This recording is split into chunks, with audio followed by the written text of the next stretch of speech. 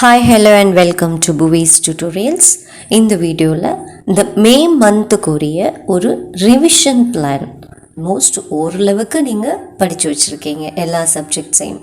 So இந்த 1 month தான் நமக்கு இப்போதைக்கு இருக்குன்னு நினச்சிக்கோங்க. ஏன்னா எக்ஸாம் எப்போன்னு நமக்கு இன்னும் கன்ஃபார்மாக தெரியலை.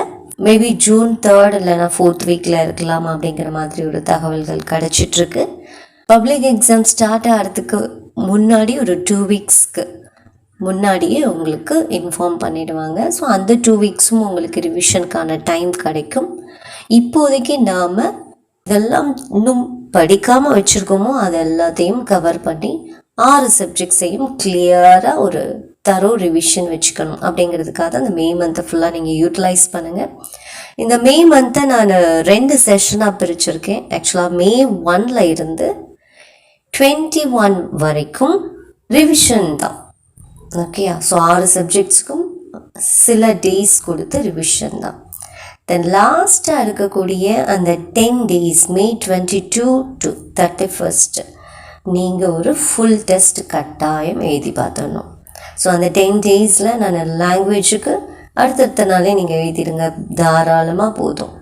ஹாஃப் டே ரிவிஷன் எடுத்துகிட்டு அடுத்த நாள் ஒரு சப்ஜெக்ட் டெஸ்ட் எழுதிடுங்க. தென் மேஜருக்கு மட்டும் நான் இடையில ஒரு நாள் கொடுத்துருக்கேன். So morning exam time 9:30 to 12:30 நான் கொடுத்துருக்கேன். நீங்கள் மார்னிங் ஒரு எக்ஸாம் எழுதிட்டிங்கன்னா ஆஃப்டர்நூன் உங்களுக்கு டைம் கிடைக்கும். ஸோ ஆஃப்டர்நூன் ரிவிஷன் பண்ணிவிட்டு தென் அடுத்த ஒரு நாள் ஒரு ரிவிஷன். ஸோ 1.5 days ரிவிஷன் உங்களுக்கு மேஜருக்கு இருக்கும். ஸோ லாங்குவேஜுக்கு 1 day எடுத்துக்கோங்க. அண்டு 4 மேஜர்ஸ்க்கும் 2 days ஒரு நாள் எக்ஸாம் ஒரு நாள் ரிவிஷன். ஓகே? ஸோ 10 days நீங்கள் அழகாக ஒரு ரிவிஷன் எழுதி பார்த்துடலாம். ஸோ இந்த கொஸ்டின் நீங்கள் உங்கள் டீச்சர்ஸ்கிட்ட கேட்டோ இல்லைனா உங்களுக்கு தேவைப்பட்டால் நீங்கள் எனக்கு கமெண்ட் பண்ணுங்கள் அந்த டைமில், இல்லைனா என்னோடய வாட்ஸ்அப்க்கு அனுப்புங்க, இல்லை மெயில் பண்ணுங்கள், நான் கொஸ்டினை அனுப்பி வைக்கிறேன். ஓகே? ஸோ இந்த ரிவிஷன் பிளான் ஆக்சுவலாக எல்லா குரூப் ஸ்டூடெண்ட்ஸ்க்கும் யூஸ் ஆகக்கூடியது. அதனால தான் நான் ஸ்பெசிஃபிக்காக இந்த சப்ஜெக்ட் அப்படின்னு மென்ஷன் பண்ணலை. லாங்குவேஜ் 1 2 அதே போல் மேஜர் 1 2 3 4 அந்த மாதிரி நான் போட்டிருக்கேன். ஓகே? ஸோ நீங்கள் எந்த சப்ஜெக்ட்ஸ் வேணாலும் நீங்கள் போட்டுக்கலாம். இது ஒரு ஜென்ரல் பிளான் தான், எல்லாருக்கும் இது சூட்டபிளாக இருக்கும். ஸோ இப்போ பார்க்கலாம் பாருங்கள். ஸோ 6 சப்ஜெக்ட்ஸ், அதில் 2 லாங்குவேஜஸ் அண்ட் 4 மேஜர்ஸ் இருக்குது.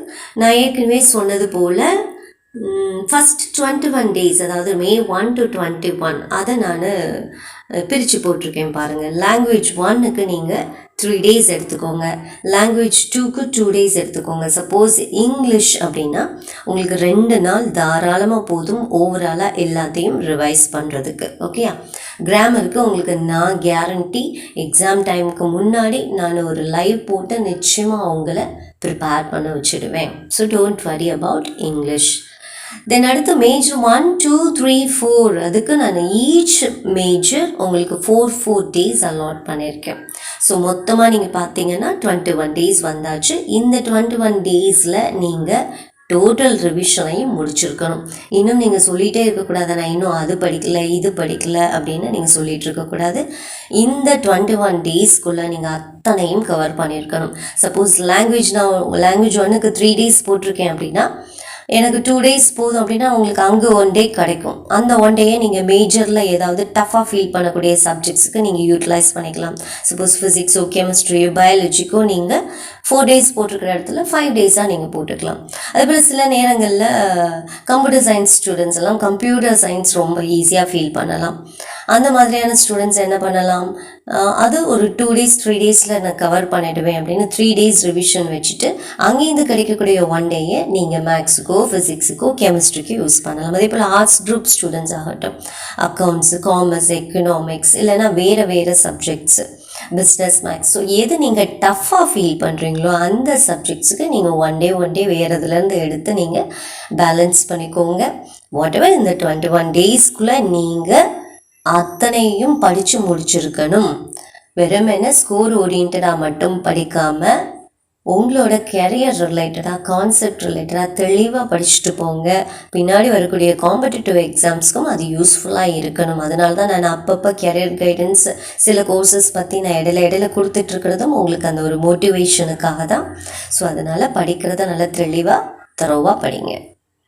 ஸோ இந்த 21 days நான் சொன்ன மாதிரி ரிவிஷன் பிளான். தென் அடுத்து நீங்கள் பார்த்தீங்கன்னா லாஸ்ட் 10 days இதுவும் நான் ஏற்கனவே சொன்ன மாதிரி May 22 to 31 நீங்கள் எக்ஸாமுக்கு லாங்குவேஜுக்கு 1 day அண்ட் மேஜருக்கு 2 days. ஸோ டோட்டலாக 10 days. நான் எக்ஸாம் டைமிங்கும் போட்டுட்டேன். இது உங்களுக்கு பர்ஃபெக்டான டைமாக இருக்கும். மேக்ஸிமம் இந்த டைமை யூட்டிலைஸ் பண்ணிக்கோங்க எக்ஸாம் எழுதுறதுக்கு 9:30 to 12:30. ஓகேயா? அதுக்கடுத்து டெய்லி நீங்கள் மேக்ஸிமம் 10 hours மேலே எப்படி படிக்கலாம்? ஒரு நாளில் யோசிச்சு பாருங்கள். 10 hours தான் எத்தனை மினிட்ஸ் நம்ம கையில் இருக்குது, எத்தனை செகண்ட்ஸ் நம்ம கையில் இருக்குது அப்படிங்கிறத புரிஞ்சுக்கோங்க. அத்தனையும் வேஸ்ட் பண்ணாமல் நீங்கள் படித்தீங்கன்னா நிச்சயமாக உங்களை ஜெயிக்க யாருமே கிடையாது. ஓகே? ஸோ அந்த டெய்லி ஷெட்யூல் ஒரு டெய்லி பிளானும் ஒன்று போட்டுட்டேன். இதில் நீங்கள் ஏதாவது 1 or 2 அப்ளிகபிளாக இல்லை அப்படின்னா நீங்கள் அதுக்கு தகுந்த மாதிரி அட்ஜஸ்ட் பண்ணிக்கோங்க. ஆக்சுவலாக நான் ரொம்ப ஏர்லி மார்னிங்கும் நான் போடலை. நிறைய ஸ்டூடெண்ட்ஸ் ஏர்லி மார்னிங் எந்திரிச்சு ஹார்ட் ஒர்க் பண்ணுறீங்க, எனக்கு தெரியும். 4 o'clock 5 o'clock 5:30 அந்த மாதிரிலாம் எழுந்துக்கிறீங்க. ஸோ அதெல்லாம் நீங்கள் எக்ஸ்ட்ரா டைமாக வச்சுக்கலாம். இப்போ நான் போட்டிருக்கிற ஷெட்யூல் பார்த்தீங்கன்னா இதுவே 10 hours மேலே வரும் நீங்கள் ஒரு நாள் படிக்கிறது. நீங்கள் அந்த ப்ரீவியஸாக நீங்கள் ஏர்லி மார்னிங்கே எழுந்துட்டு நீங்கள் படிக்கிறீங்க அப்படின்னா அங்கே நீங்கள் 1 hour 2 hours உங்களுக்கு எக்ஸ்ட்ராவே கிடைக்கும். அப்போது ஒரு நாளைக்கு 12 hours கிட்டத்தட்ட 12 மணி நேரம் நம்மளால் படிக்க முடியுது. இப்போ ஒரு மேஜரை நம்ம 4 நாள்னு நம்ம பிரித்து வச்சோம்னாலும் 12 மணி நேரம் உங்கள் கையில் இருக்குது. அந்த மேஜரை தாராளமாக தரோவாக படித்து உங்களால் முடிக்க முடியும். சரியா? ஸோ அந்த கான்ஃபிடென்ட்டை உங்கள் மைண்டில் வச்சுக்கோங்க. நான் டைமிங் போட்டிருக்கேன் பாருங்கள். 6 to 6:30 மார்னிங் ½ தயவு செஞ்சு உங்களை ரீஃப்ரெஷ் பண்ணுறதுக்கு யூஸ் பண்ணிக்கோங்க. பை யோகானாலேயோ இல்லை மெடிடேஷனாலேயோ இல்லை சின்ன வார்ம் அப் எக்ஸசைசஸ் மூலியமாகவும் உங்களை ரிஃப்ரெஷ் பண்ணிக்கோங்க. தென் அதுக்கடுத்து குட்டியாக நான் டைம் அலாட் பண்ணி வச்சுருக்கேன். நான் ஏன் கண்டினியூவஸாக கொடுக்கல அப்படின்னு சொன்னால் நம்மளோட பிரெயின் எப்போவுமே ஒரு விஷயத்தை அக்செப்ட் பண்ணிக்கிட்டு ஒரு 40 minutes 45 minutes அப்போ தான் ஆக்டிவாக அது அக்செப்ட் பண்ணிக்கும் எல்லா விஷயங்களையும்.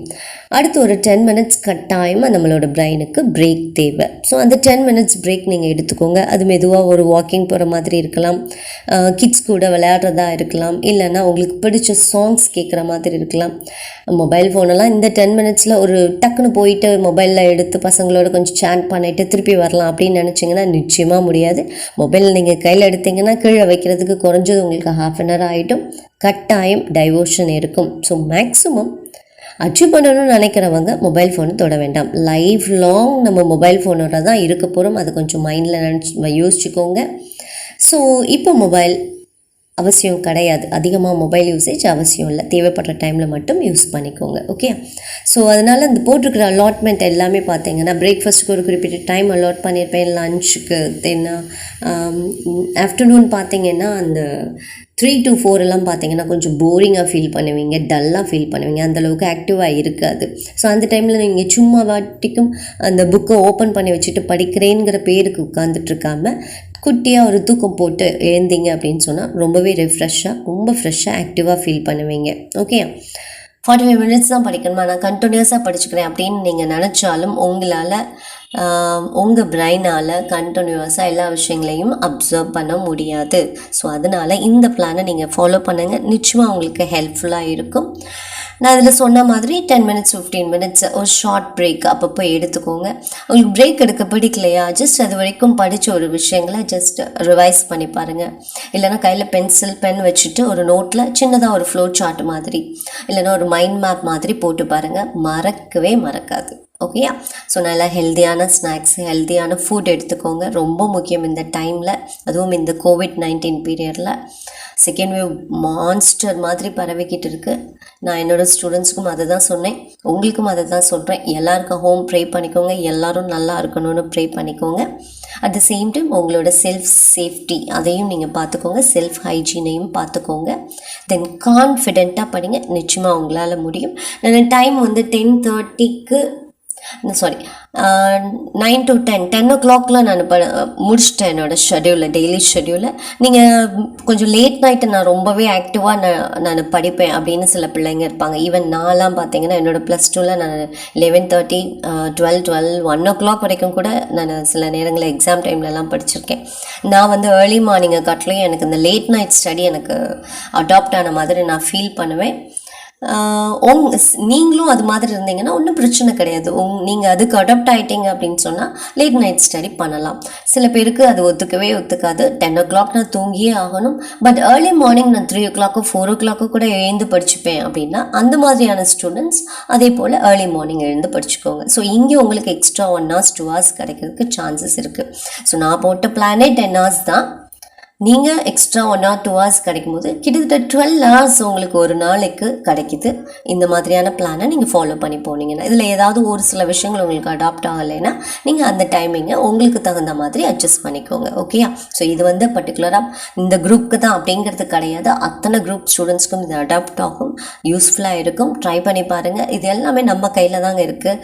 நீங்கள் ஹார்ட் ஒர்க் போட்டிங்கன்னா உங்களோட ஃப்யூச்சர் நல்லா இருக்கும். உங்களோட ஸ்டடி ரூமில் தனியாக ஒரு ரூம் ஒன்று மெயின்டைன் பண்ணி வச்சுக்கோங்க. அப்படி முடியலைன்னா எந்த பிளேஸில் நீங்கள் உட்காந்து படிக்கிறீங்களோ அந்த பிளேஸில் நல்லா ஒரு மோட்டிவேட்டடான quotes, Abdul Kalam quotes, motivational quotes அதெல்லாம் எடுத்து வச்சுக்கோங்க. ப்ளஸ் உங்களோட ட்ரீம், உங்களோட கோல், உங்களோட ஆம்பிஷன் அதை நீங்கள் ஒரு பிக்சரை எடுத்து பேஸ்ட் பண்ணி கூட உங்கள் ரூமில் நீங்கள் வச்சுக்கோங்க. அதை பார்க்கும் போதெல்லாம் உங்களுக்குள்ள ஒரு எனர்ஜி, ஒரு பாசிட்டிவ் வைப் கட்டாயம் உண்டாகும். ஓகேயா? ஸோ இந்த ஸ்டடி பிளான் உங்களுக்கு ரொம்ப யூஸ்ஃபுல்லாக நிச்சயமாக இருக்கும், ப்ராப்பராக ஃபாலோ பண்ணுற பட்சத்தில். ஓகே? ஸோ வேறு எதை பற்றியும் கவலைப்பட வேண்டாம். எல்லாருக்கும் ப்ரே பண்ணிவிட்டு உங்களோட ஹார்ட் ஒர்க்கை கண்டினியூஸாக போட்டுகிட்டே இருங்க. எல்லாமே ரொம்ப நல்லதாக நடக்கும். Wish you all the very best. Thank you.